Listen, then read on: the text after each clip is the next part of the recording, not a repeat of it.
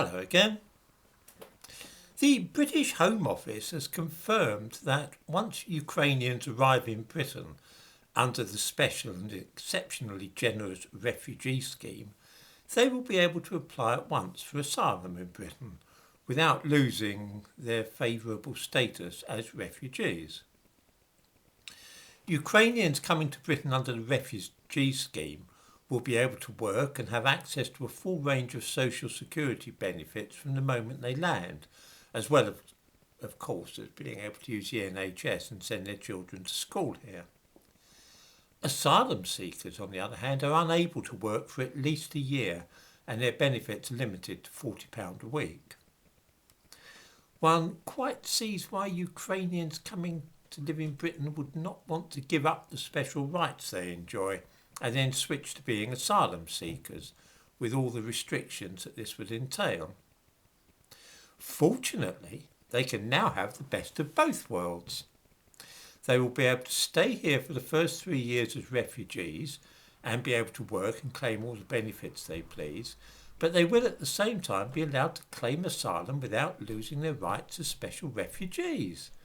How cool is that? Why actually should they be entitled to asylum in this country? Apparently they are worried that if too much of Ukraine is damaged, they might find it difficult to live there again and would far rather remain in Britain. I dare say that this is true, but the difficulty is that we have set no limits on how many people from Ukraine will be allowed to enter this country. Once word of all the advantages of coming to Britain filter through to Poland and Hungary, which currently are hosting millions of refugees who have fled their country, I would be remarkably surprised if many, if not most of them, do not decide that Britain would be a better long-term bet for them, rather than remaining in Eastern Europe. The results of Britain's generosity towards everybody in the world, at the expense of their own citizens, can be seen all around us. I feel sometimes like Winston Smith, the protagonist of Orwell's 1984. Like him, I sometimes think that I'm the only person in the world who still has a memory. For example, I seem to be the only person in Britain who remembers that in the 1980s and 1990s, many of the old tower blocks were being demolished in spectacular explosions, as we were told that it was accepted that this method of housing was awful for people and they should all be living in ordinary homes on ground floor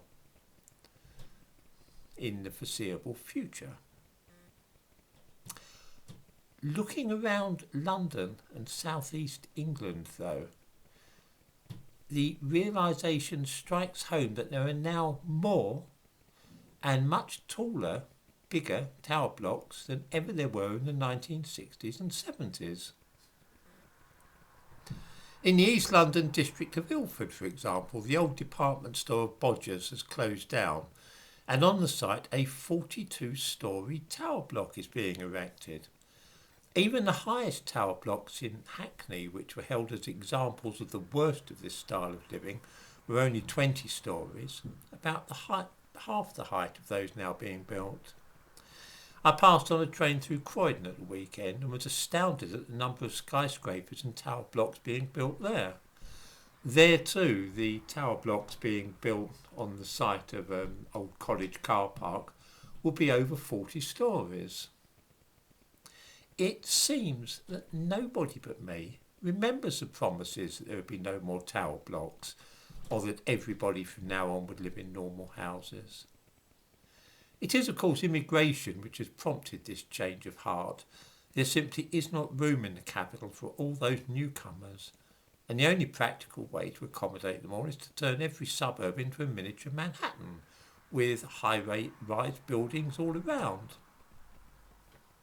The arrival of hundreds of thousands of Ukrainians will probably be scarcely noticed among all the other immigrants, but I'm glad to see that it is being acknowledged now that they are immigrants, rather than just people being given a temporary shelter.